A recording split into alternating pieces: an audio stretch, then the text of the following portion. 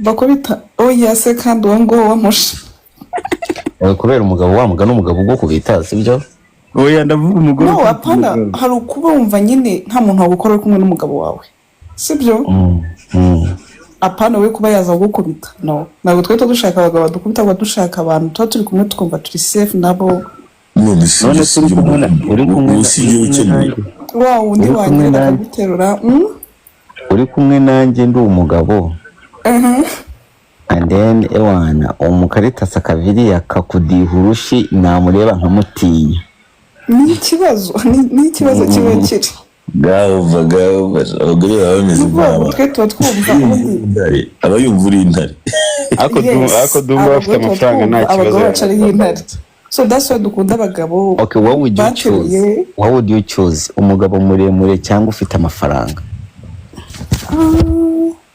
nahita mufite amafaranga Gatema wahitamo iki ufite amafaranga yazana na bodyguard exact njye nahitamo muremure mfite ibihumbi 10 bamuhina Gatema ko narinzi kumureshya ariko ukundanye n'umuntu usumba biba bisa nabi Gatema ko narinzi ko mfiteho kurashi nkaba ndi mugufi yes aba financially aba physically tudushaka ni turi safe ku bagabo tu ntabwo dumba ari mugufi dumba ikintu kimurengera afite amafaranga ntabwo ari n'amafaranga na wabura byose uravuze ngo ubugufi bwiwe bukavaringwa n'amafaranga bukavaringwa no mu mufuka hari ukuntu ngenda nkambara timbarandi nkahita mba muremure noneho dumba kagatema ngo kaba kumva ngo ndi mugufi kagatema ngo kaba kumva ndi mugufi Dumana ntabwo ari muremure Didiman tureshya uretse ko ngusumba ariko ntabwo uri mugufi akaditwira wowe byawe n'ijwi gusa ibindi byose wapinizera ganyambira Didiman na pazo ira promote turareshya betikira nakavaringwa n'ijwi gusa pazo se turareshya ese pazo nibwo cyiza cyangwa arariho nibwo cyiza aje mu kanya Bitkira promoter kuko icyo ushobora gufata izina ry'uwundi muntu ukaryiturize ko ari uwundi muntu rifite ako dumba ikintu cyitwa urukundo rw'umuntu ni inkuru ndende Rwanda umuco wo gukopera barawibagiwe uko bize ni inkuru ndende dumba wowe ikintu cyitwa urukundo pazo ni umuntu wa mbere posting indirimbo za Yago bari muri depression ya Yago erega pazo na Yago yarakize nta yigira arameze nk'abagere ntabwo basigana bameze nk'abage kugeza ubwo pazo yashatse kuroga Yago ari bamutwaye cyane kandi ureba aho ngaho urebe ko pazo ari n'ikigoryi kandi kikaba ari n'ikiryarya ubwo cyasweraga umugore wa Yago njye ntabwo ndi umwenda hamwe na Yago reka amakuru mfite pazo cya gikorwa cyarambwiye ngo wowe mwaratandukanye ngo kubera wagisweraga nabi ikihe gikobwa se icyo kigore mwasangiye na Yago ariko uriya kamwihorere uriya bayike aburahiye story wowe pazo wowe ni benshi uriya wowe ngo ni benshi uriya wowe sha cyozo ngiye mumbeshyira mane abantu basangira nuko ntafashe video ntafite gihamya ariko narakubonye barakumpamagariye wambaye ubusa ni bori iri hejuru igihugu kimbira ngo inshuti yawe namurangije dumenye ndyama nubitsinda papa ibyo bintu byakora ni kuri bori yose iri hejuru igihugu kirambira ngo inshuti wawe namurangije ngo inshuti nawe pazo kubyuka kanya reka ngo ndamufite cyo kuza dumba ari abane ubwoba pe uriya n'umwicanyi muntu n'umwicanyi pe. Ntabwo worohewe. Iyo video Dumba adafite arayifite. Dumba ntabwo ibyo nacyo kuza reka nkubwize ukuri ngiye nzajya kwa mukecuru nguhinga. Uzi ibintu Dumba amaze kunkavaringa byose ukuntu bingana abakobwa bazananyica.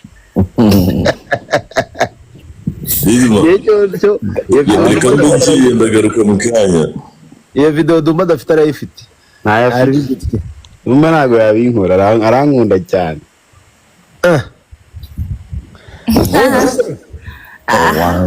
Wenda nuko atayishyira hanze ariko arayifite. ntabwo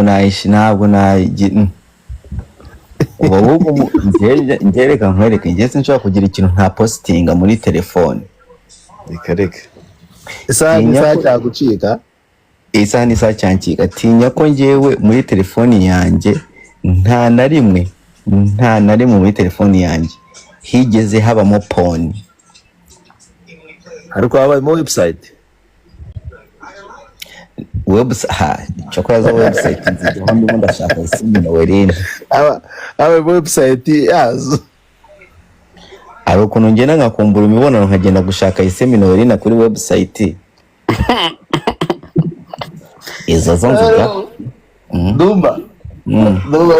Ari umejo twaturi kubarambira ati rero buriya. Ati buriya karaga kampani kahayarinze sibi na werene kagira utuboro turyoshye kabamo tekinike. Kaga gafite uduposteri dushyashye narasitse. Cyane. Gira kampani yahayarinze na werene ngo ifite ngo uduposteri dushyashya ngo njye kungareba. Man ndavuga baby come on. Nibyo biboro sinyambireba cyese ubwo turi kuruka. Shazereka nkubwiza ukuri. Njyewe ndeba poni ariko isembe na werena ni nko gukina. Urabona ko akunda abantu bakina umupira. Isembe na werena ngomba no kuzamubwiza ukuri hari abana bamukoma kabisa so umukinnyi mwiza.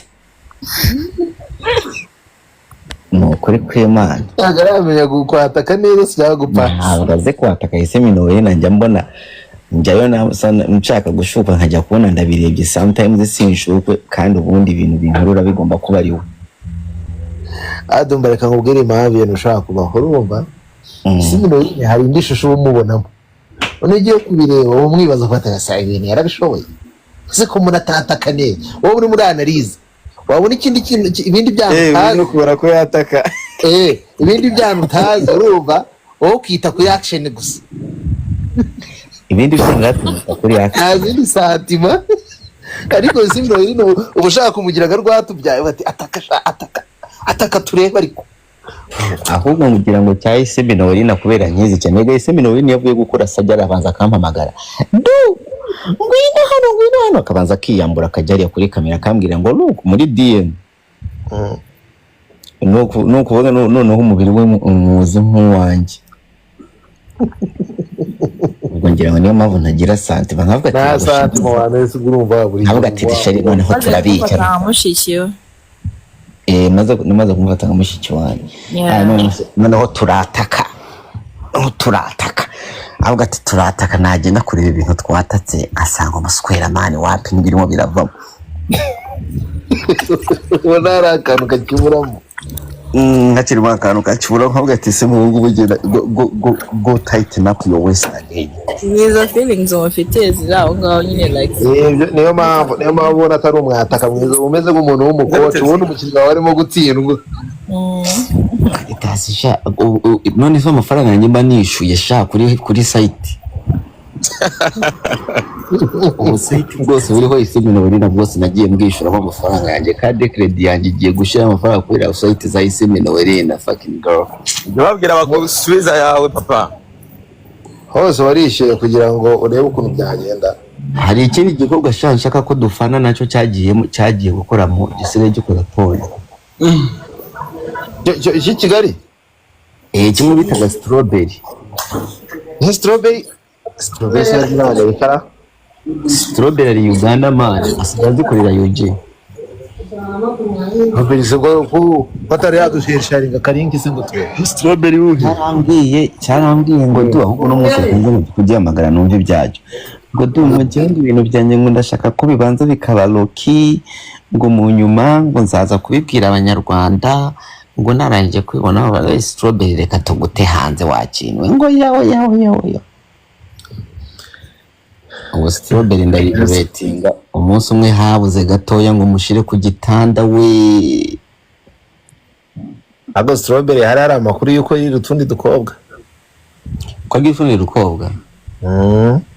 Strawberry ni umukobwa wa mbere nabonye kuva nabaho umukobwa akureba urumva agahita kwataka muri mu bantu. ntabwo urahura na Jack ibyihorera. Oya ntumbwire ko cyaca kiki.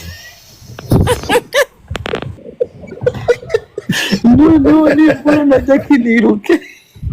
Jack ni izina ry'Imana n'uziruke kwiriya gukora. Njye yize kuntera ubwoba ndirukankana n'inkweto.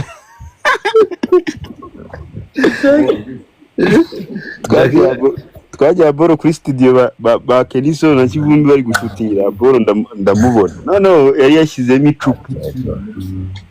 Nyagasani. Jack ni umusazi man. Ago bambwira ngo umunsi nageze Kigali ngo agomba kuzampa. Jack azakurya. Ariko ikindi gikorwa cyakoza hano atinye Jackie. Thank you Vixen. Ro aratinye Jackie ngo ngo aje hano atavuga ati shadi ni mati wowe ndakurwaye aho tuzahurira uzama. Why? Jack nta mikino ni Muri amwana kata kuga ati nari maze iminsi mbikubwira.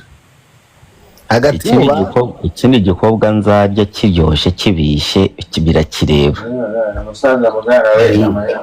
Ni cyitongo MC Liliose.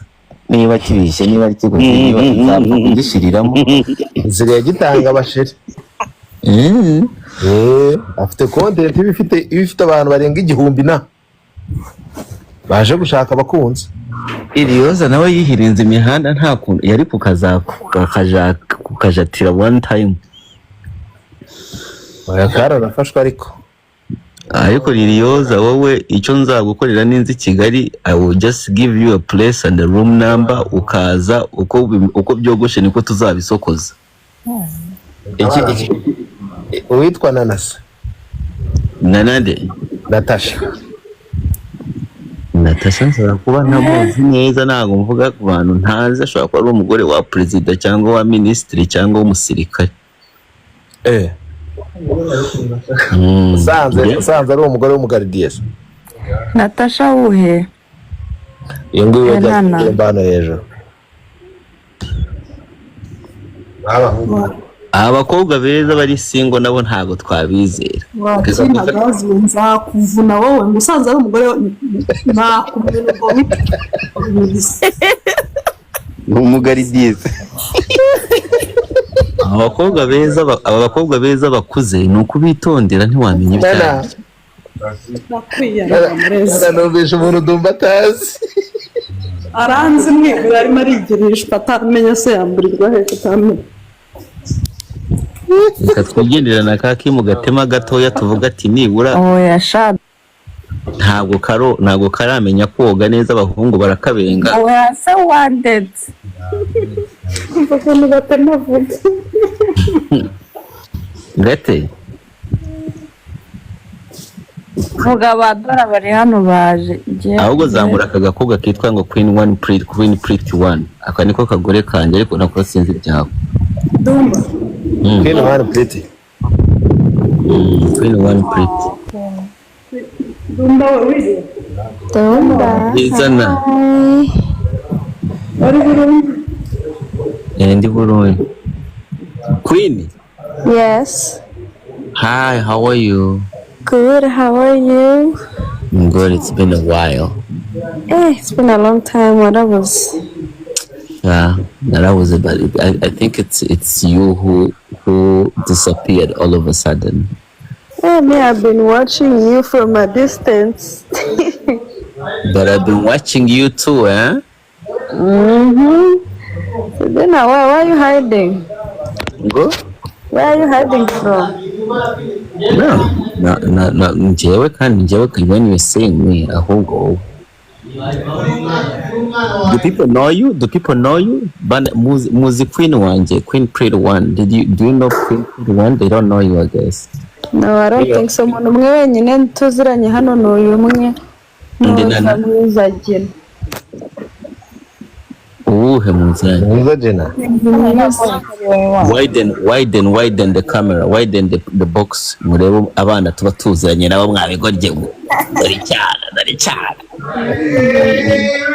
We didi man ka Abi Kigali se?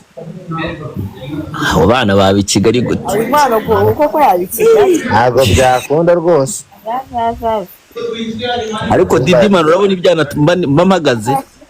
Dombe rega niyo mpamvu mwisirikaho. Inshuti yawe. Iyi ni bimwe mu mpamvu banashatse kwigirishwa inshuti yawe. Utagira ngo hari ikintu kiruma nkukurikiye. Yamona mufata ibyana. Urabona iyi po uyu mwana afite yaba b'i Kigali. Ariko abandi bana mushyiraho kabiri y'abana b'i Kigali ku ruhande. Abandi bana bari hano mushyiraho kamera turebe. Urumva kamera mwazaniye ka gatema kawe Nawe mu bashyizeho kamera wenyine. Mushyiraho kamera abandi turebe sha. Ndomba oya didi kugurisha gutyo twasezeranye kuzaza kuguha umusheri ukareka kuzura kuraho kamera niba kuntwara. Aje gusanga bamwize nashyiraho kamera y'abana b'i Kigali. oya didi we ntuzabure uzazinze kare bataracagura ngo bashiremo. Ndumva wabyumvise ko Riyoza ngo asigaye afite caguwa y'abajeri. gutagura Ibibazo bike. ni byiza na umeze ute? Meze neza. Uriyo wambaye na oya noneho mwumva ukuntu bimeze ubu ngubu app igiye kurangira yo kuzajya muza kubashakiraho hapana only TikTok murumva ego man on your phone soon Ibintu ko bishyize mu yindi level. Dumba umeze gute? uvuga ngo nameze neza. Tarame Ndakwiyamye Mana Yesu Kristo. Ndakwiyamye. Nashobora kuba ari mwiza ariko Ariko Didi bashobora kubaza umugabo warana ko yakona enda kumukubita. harya ntabwo uri single. Dumba ntabwo uri single. Njyewe ndi single ariko Riyoza. Kuki utaza nkaguha sheri? Don't tell me. Shaka wowe. Iyo gwa buryoshye waba utaryoshye Dumba. Yesigaye ntanga abasheri do ni ukuri pe. Ese niyo Ukabasheri gakureho. Ndaguha umugore. Kutaranteturura ngo nanjye munkubita. Oya mujye munyaruka nimugora guhera saa 2 tuba turi abagore nyine babari n'abagabo barahari ngo beze nana agapromota nashaka urayira maniga ndi kuri gonchiro bibirayo iki azarashaka kwa kabiri kandi afite kurikira ubu maze kunyaza ubwo mpanye ukamye abambere bakunze n'ibindi kandi hari abantu bari hafi maze gukora ubukwe mu gihe twatangiriye dukora matchmaking so mukina bintu biri seriye natwe kandi ni Riyoza wese Riyoza wano ngandi mu wuru anti njagala kujya mu wuru naye nawe nza Riyoza nze no nyamusajja nambaye kusenda njagala je nga sawa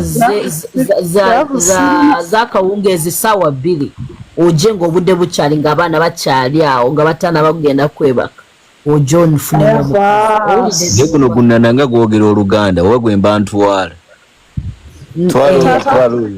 ntware kino Natasha olino kujja nemba connectinga ne Dumba Dumba yaremwa nyinzo kukwagala no gudda Dumba asoboka lwakuba just ali n'ebikazi yagala ina sente ate boss huyo sente zibeera we sente ariko abana b'i Kigali banze kwiyereka ariko uzi urukundo rudafite amafaranga ukuntu rubiha noneho Natasha nagubizi hari umukobwa waje muri matchmaking wanjye azanga ashaka umutipe ufite miliyoni 20 z'idolari my dear ateye kweri na yagamba nogamba kino umusajja atalina $20 Digimani shiraho udora reka mbaze uwo mukobwa yari afiteho miliyoni zingahe kugira ngo ashake umusore ufite miliyoni 20 yari afiteho zingahe abana b'i Kigali nabo bashoboye ariko bashoboye ki bari beza nyine mpamvu bajya Dora Imana kwibesheho gakeya ari kuguhinyinya Dora uri single cyangwa ufite sheri biriyo karamba uwo mukobwa ashaka umuhungu ufite miliyoni $20 yari afite angahe byaraye naramubajije arambwira ati amafaranga afite ngo ni menshi cyane ngo ntabwo yabasha kuyavuga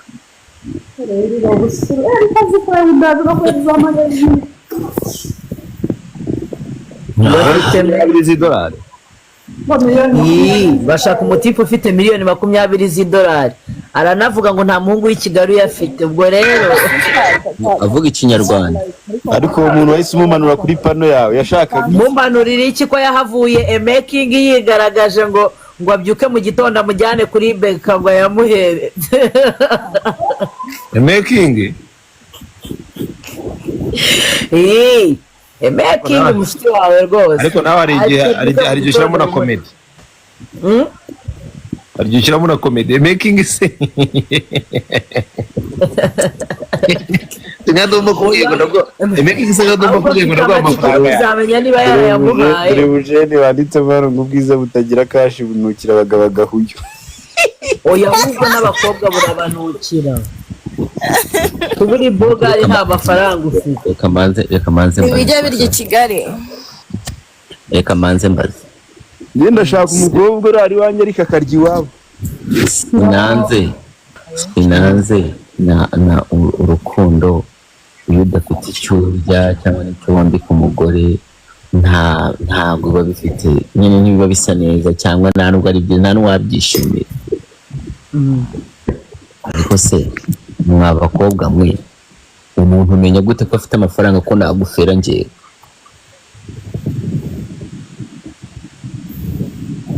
reka nkubwire do uyu urabona abagabo bibera ibigori njyewe dumba ubu ngubu mfite make yanjye sibyo ariko ejo nshobora kuzinduka mu gitondo nkaza i Kigali nka renting imodoka aho ariho hose nshobora kurentingira imodoka nshobora kurentinga inzu kandi byose nkabimara ukwezi barabikora cyane ndumva iyo divorce ndayizi abatipe barabikora divorce yo mu byumweru 2 ndayizi ndumva ntuzasanga umukobwa uri muri kamera arimo arivugisha ngo ndashaka umuhungu ufite miliyoni 20 ngo none yaba ari na 20 z'amanyarwanda ngo $10 ndakubeshya se ngo na papa aba yarayatunze na papa waba atarayagira umva nana niba uzi ngo ndakubeshya umbabarire uragenda uze kureba kuri noneho Natasha uze kureba kuri account yanjye uraza gusanga aho ariko ubivuga ari confidential ugambi otia niwe cyangwa wicyangugu alimba w'amadumba kulimba uyalimba didi mareba kakagabo w'amadumba Natasha weyo baragashutse karatanga none bagasohoye mu nzu ngenda byogera Natasha oloza kulimba genda byogera kati yagenda mwene kavunde wero katita cyabera bamusohoye mu nzu nadashobera Bera mu Australia wamma abera Australia ntago kaje hari abantu babuza ndetse ko atagukanda ebisajja by'abantu tabi kakabwa icyo kandi sose ubyuka cyagiye Australia no hantu hambere hari abagore babuza abagabo ariko natwe turi abana beza turi embuzi zadako ibyo ndabizi ko ntabwo musambana ariko mukoresha bya bikoresho bya Brian so nuze bya bikoresho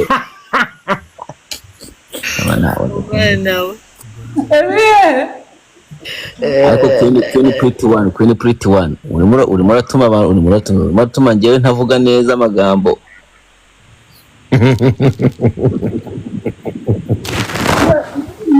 noneho ari kuvugira muri mute. oya ntabwo nahise kashize burundu.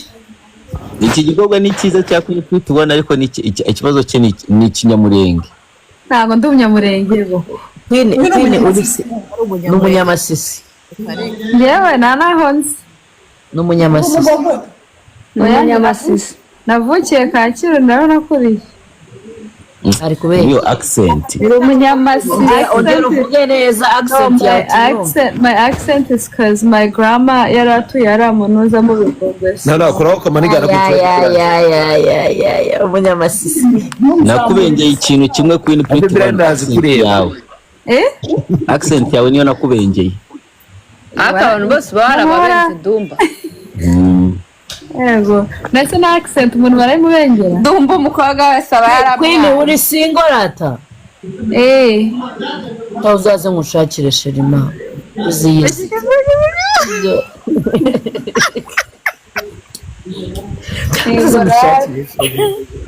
Wowe rata uraza ugacisha makeya ntuze washyize ibiciro hejuru cyane umugabo arageze gute Dumba ngaho ndebera abagabo dufite ndebera nk'uyu mugabo tujye tuvugisha ukuri reba nk'uyu nguyu abashaka yita ariko yarayibuze ubwo umuntu w'umugabo by'ukuvuga ubusa uwuhese wumva nta kibazo ufite wowe mugabo ze ni kakahungu uzatumenyana nakumvamerana akahese dore ngo ni mwene Kavunde wowe kuba ushaje ukivuga ubusa mu bantu byaye wowe urumva nta kibazo ese zira comment kungana zira comment iyi bakamyutinga aho mukaboroke nk'ubu ngubu Gatema antwariye abafana abo ni abafana banjye bakwiye kuri Instagram.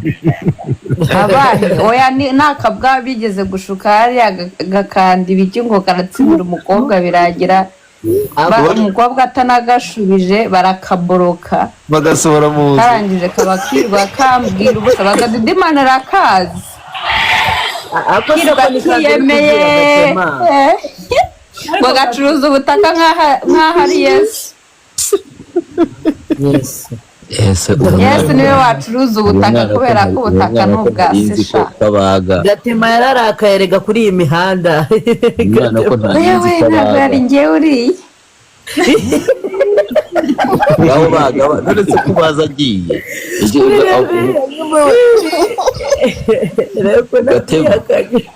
Oya ako gahungu kambaye sitari kagiye ngo kunshakiraho hiti kubera ko ningiye waruhagaze mugiye ngo Gatema ngo yandiriye amafaranga ngo kandi ngo ntago ajya ababarira uyu muntu sinubwa Bernard mubonye yashakaga gutereta abakobwa ari nubwa mbere mu Rwanda bose uyu muntu ari kunyitwaza ngo bigende bite. Didimane naragide kamera Didimane yarahari agati abantu nk'abo ngabo babaho undi nawe yaje kuri live yanjye ari Maria afite umugore arangije araza ngo arashaka umusheri maze kuba connecting abantu bose atari Maria dore n'amafoto ngayo none ubu ngo yarirakaje ngo yabonye ngo video se ziri kuca kuri Facebook nana nkuwe ticket data jimpe neyanze acha mwe connectinze da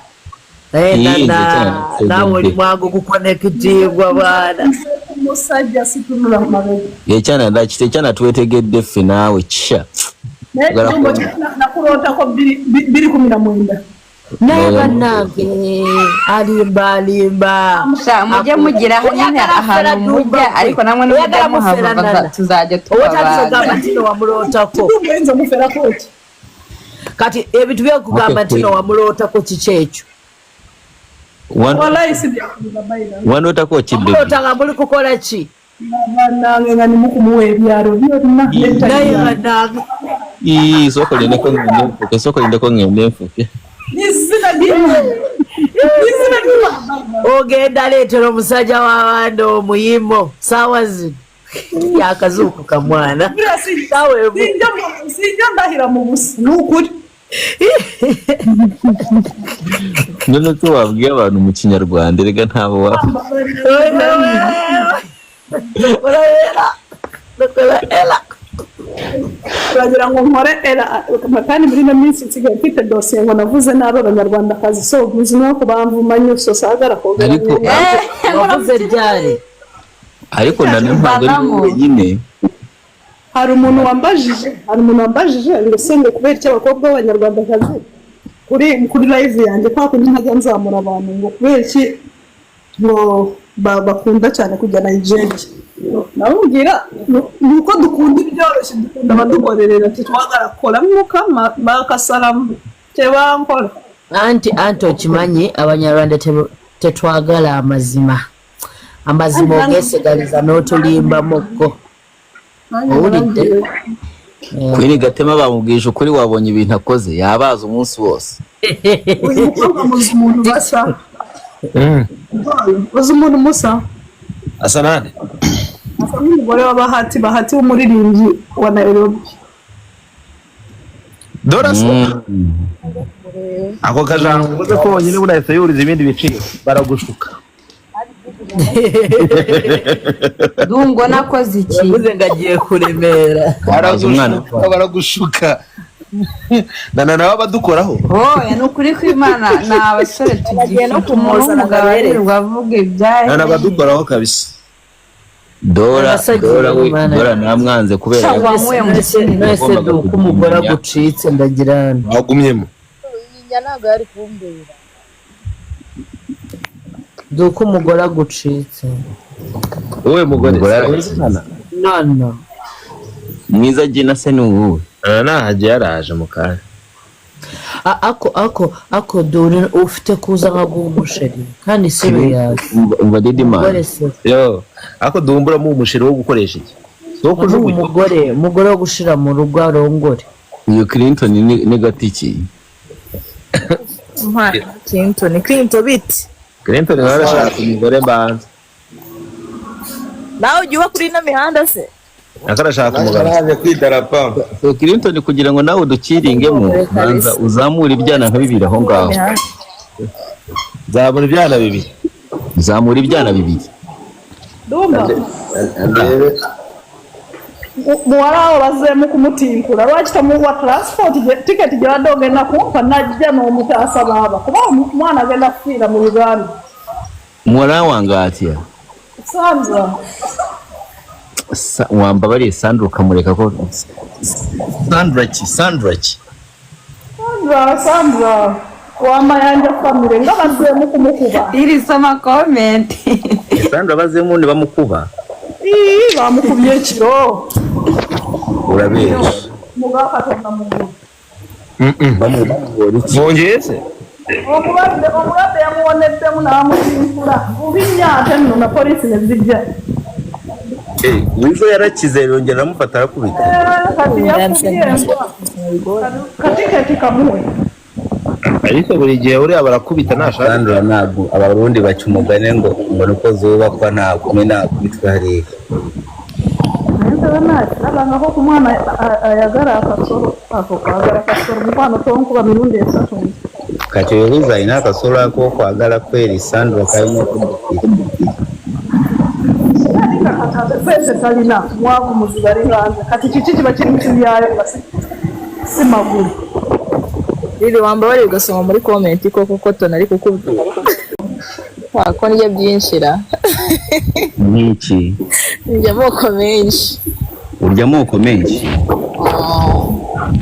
aha bwa mbere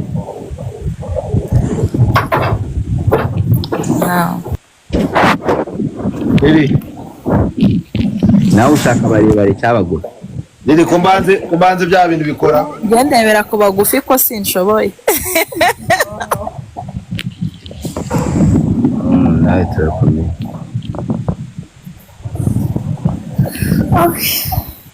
Didimani wicaye ku ikazi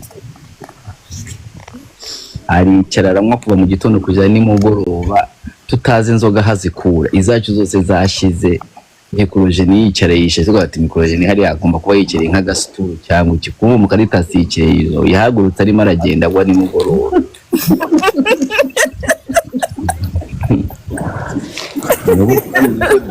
nibwo nagiye muri assessment ndavuga ati Brian arahombye.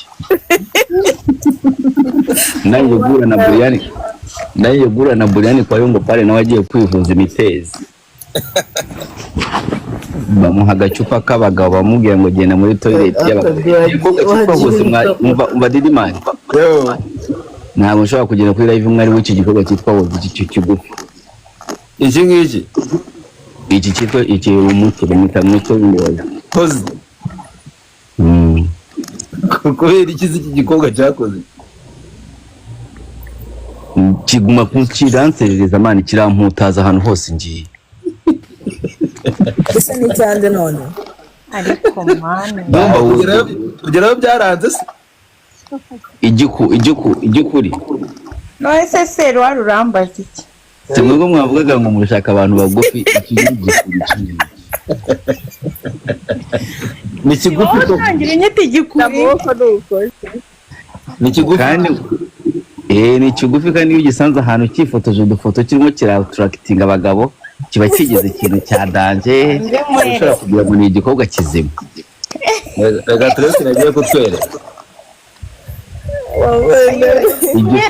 nshirire igikuri muri kamera ni cyiza kuri kamera igikuri vayo muri kamera tukuresha nanze kujya live igikwerekana iki se duko bose mwari muri kumva hagarara ndakumva vayo tukuresha itono buyavuga ko yanze kujya mushaka ko Clinton yagiye kuzana Clinton twamukuye ko twamucuruza akoga abantu bose n'abasinzi baragara basinzi uhagaze neza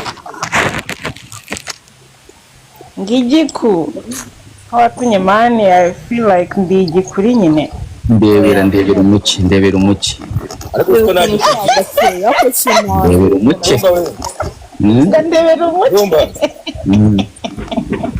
umba nyagupfa yo muri kwa kuruwa babafite boye nyinshi ndumva reka ngwereke iki gikuri cya kimore kiguhobeye kagare kana bagarukira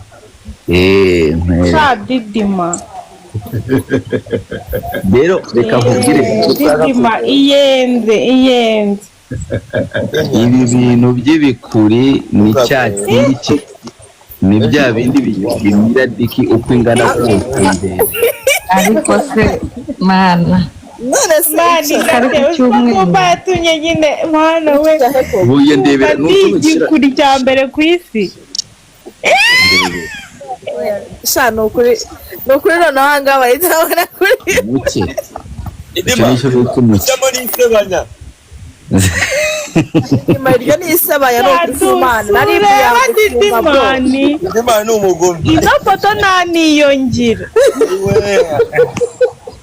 noneho didimani afite ubufoto butabaho bwa ariko afite nyashi ni ukuri kw'Imana Kenisura aragusomba ntago ntumba twahuriye kwa Yangsi urabesha ni ukuri ikigendera wowe uresha nawe kama bose n'ibikuri twahuye bari kugabanyisha amapantaro kwa Yangsi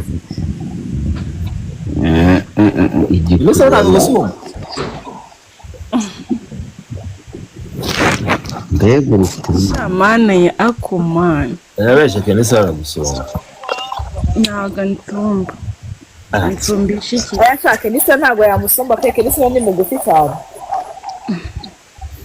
ariko nk'uyu iki gikuri buriya Didimani ndakigutuye kiriya gishobora kumira diki iresha nk'iki urumva ikayifata ikakiba kikayizigaho bra akayimira gute se ari mugufi ubona nk'utuntu tugufi ko hari uvuga ati hari imbora ntiyajyamo yari ngo ikwirwemo yose ariko reka twigendere ariko reka mubwire do niyo mpamvu kariya kiziritse kuri wa musore muremure niyo mpamvu ka kaboro kantuza kiziritse kuri wa basketeri kavuga ati igiye bijya ariko se aba basketeri njye bari kamaze mbabwira ibyo abakobwa baranyobeye umubasketeri ari mu Rwanda atazi kuvuga ikinyarwanda igikuri cyari cyahiye igikuri cyari cyahiye mu basketeri uri mu Rwanda atazi kuvuga ikinyarwanda ngo just muremure njye mbona abanyarwandakazi nahita nanabaseka ndetse abanyarwandakazi ari ibinacyaro ibinacyaro cyane ahubwo ni ukuvuga ko nk'aha twebwe muri Canada urumva nk'ubu njye mfite umwana wanjye mukuru imfura yanjye yeje imyaka 16 ni ukuvuga ko ni muremure afite nka 6.7 nyine uburebure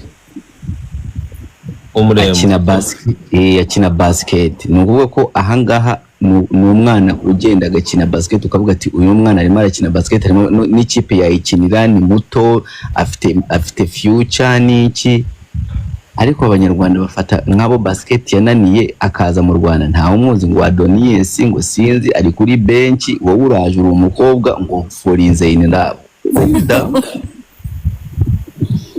avuye zo mu mahanga nabonye ariko ukuri biryoshye nabonye afite aka office hano hejuru ya Simba Kimihororo akora iki afite imyaka ingahe akora iki ahantu yanyice n'ubu ryataga akamoto kabatembera atega moto ariko nk'umugabo nk'uwo nguwo aza kuvuga icyongereza gusa mu Rwanda ikindi kintu yongeraho ni iki ntacyo ni icyongereza ubwo nk'umukobwa wacu tuba twarafanye kuva kera akabamo nawe bagiye kumufotora baramwegera cyane ngo akunde yuzure mu ifoto ni muremure gusa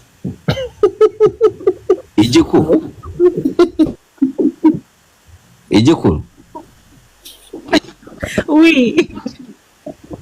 none se reka maze nkubwire igikuri wowe ugiye kureba inchizi zishobora kukwinjiramo zaba zingana gute nuko kunguresha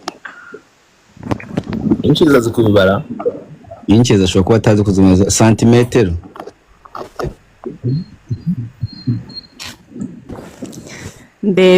ndebera Hussein ngo ndike n'isura santimetero zanyinjiramo ziciye he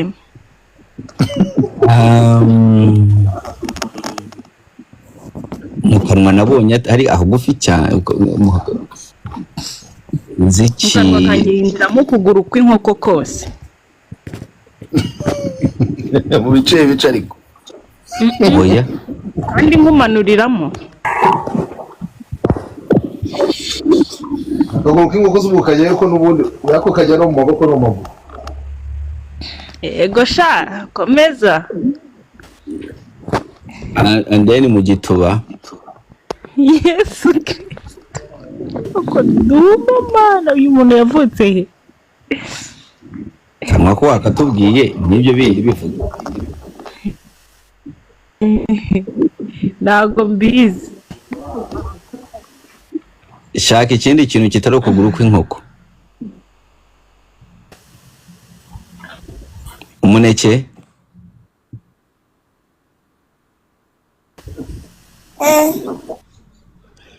Mudumba please reply me DM ya hehe mu kibato ngo mu kibato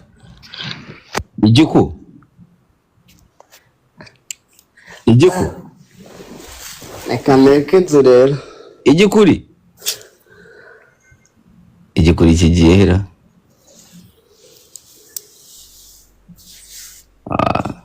igikuri kikaba kirahunze sinzongere kuzagusanga ahandi hantu ngo nyivugishweho kikaritasa